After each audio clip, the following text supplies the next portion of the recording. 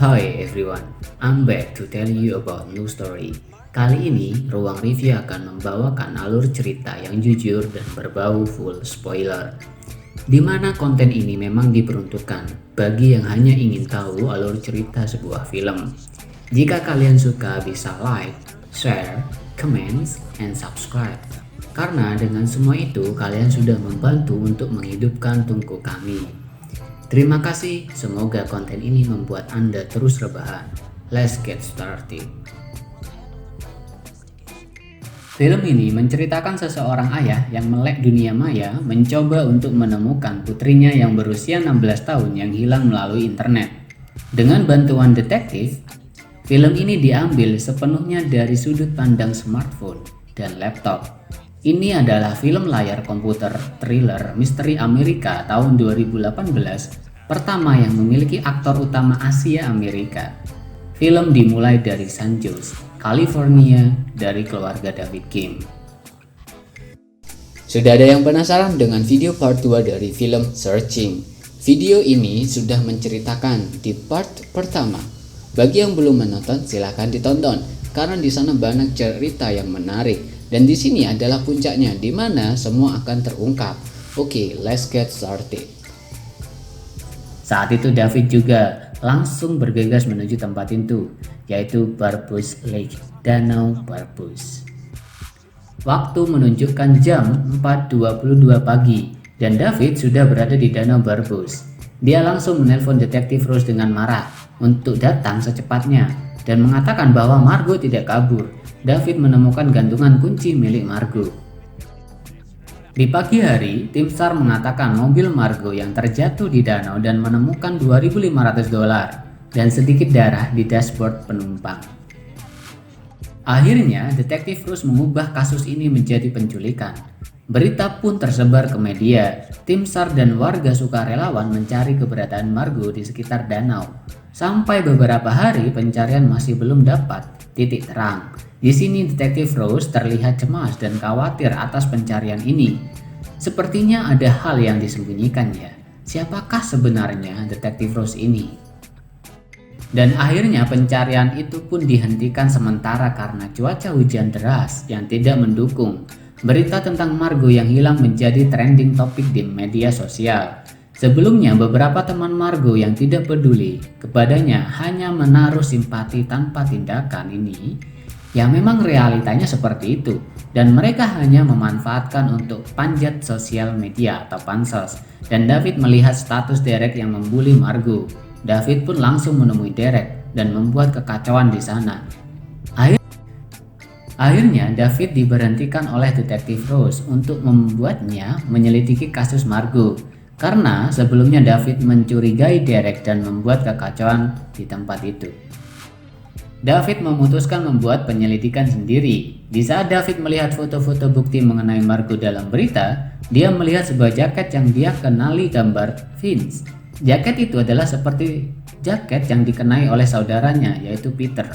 David mencari bukti lain dan melihat percakapan Peter dan Margot. Ternyata mereka sering melakukan sesuatu hal setiap hari dan merahasiakannya dari David. Dengan curiga, akhirnya David datang menemui Peter dan memasang beberapa kamera untuk bukti. Dengan marah, David menanyakan kepada Peter yang dia lakukan kepada putrinya.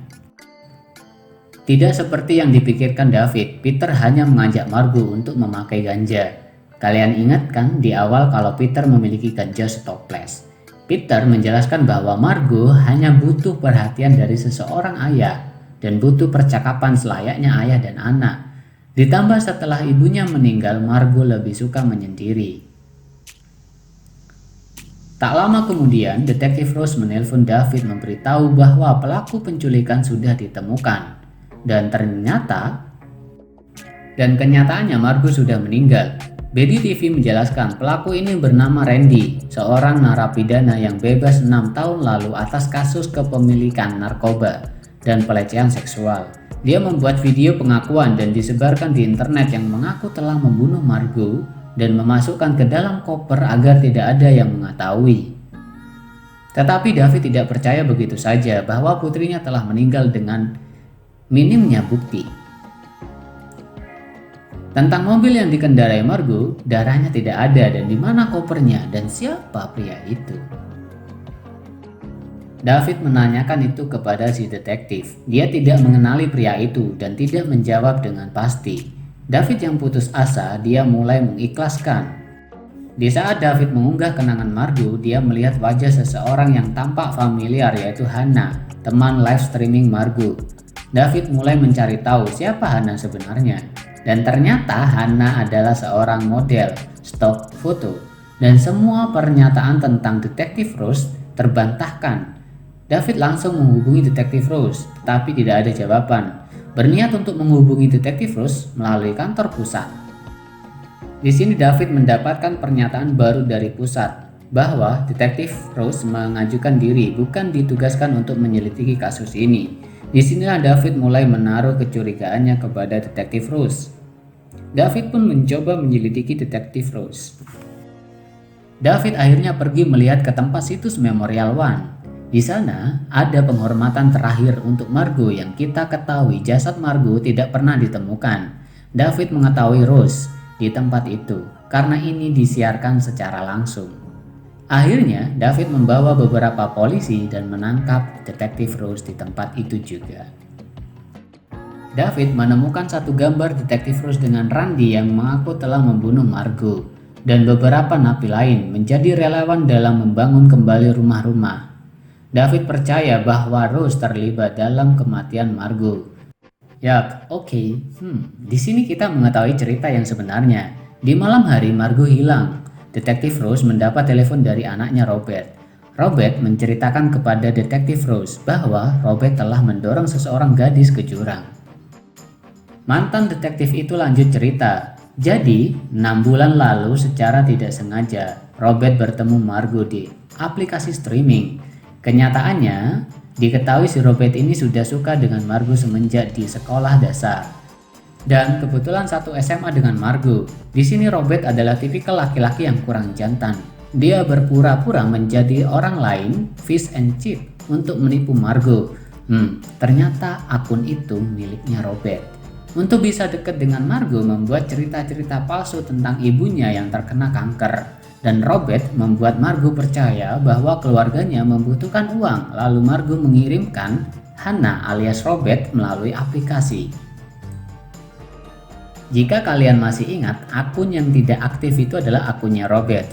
Pada hari kehilangan Margo, sebenarnya Margo ini mau memakai ganja, dan Robert mengikuti Margo ke danau untuk bertemu dengannya, sekalian mengembalikan uangnya Margo, karena Robert merasa bersalah. Maka dari itu, Robert tidak izin, dia langsung aja masuk ke dalam mobil. Tanpa peringatan, Margo menyerang Robert. Karena dia pikir Robert adalah orang penjahat. Margo lari, Robert mengejar dia. Dan akhirnya, Margo jatuh karena didorong oleh Robert. Bisa disimpulkan, pada saat David ditelepon oleh Margo pada malam hari itu, di situ Margo panik dan meminta tolong ke ayahnya. Dan disitulah Margo jatuh ke jurang karena refleks Robert yang mendorongnya. Robert yang panik menelpon ibunya. Dan ibunya datang melihat keadaan jurang seperti itu tidak akan selamat. Demi melindungi anaknya, mulailah detektif Rose ini membuat rencana seakan-akan Margo kabur dan hilang. Pertama, Rose membuat KTP palsu Margo dan menonaktifkan akun Robert dan lain-lain. Kedua, detektif Rose menyuruh Randy membuat pengakuan membunuh Margo. Detektif Rose jugalah yang membunuh Randy untuk menghilangkan bukti lain. Karena David cerdik, satu persatu fakta sebenarnya terungkap. Setelah itu, dari perkataan detektif Rose bahwa Margo tidak akan selamat selama 5 hari tanpa air, David berfirasat bahwa Margo masih hidup. Dia berkata bahwa Margo hanya 2 hari tanpa air. Dengan caranya David berpikir bahwa Margo bisa bertahan karena minum air hujan yang terjadi ketika pencarian, sedangkan Margo hilang sudah 5 hari. Kembali ke David di tempat Margo jatuh. Benar saja, firasat seorang ayah itu benar. Alhamdulillah Margo ditemukan dengan selamat. In the end of the searching film. Banyak hikmah yang bisa dipelajari dari film ini, yaitu sebaiknya sebagai orang tua bisa lebih dekat dan perhatian dengan anaknya. Dimana di satu sisi orang tua itu harus bisa memahami kemauan anaknya dan bisa mengawasinya. Tidak ada cara yang lebih baik dari memulai obrolan dengan anaknya secara langsung. Sebagai anak juga harus terbuka kepada orang tua, karena orang terdekat dengan kita adalah orang tua. Thank you for watching.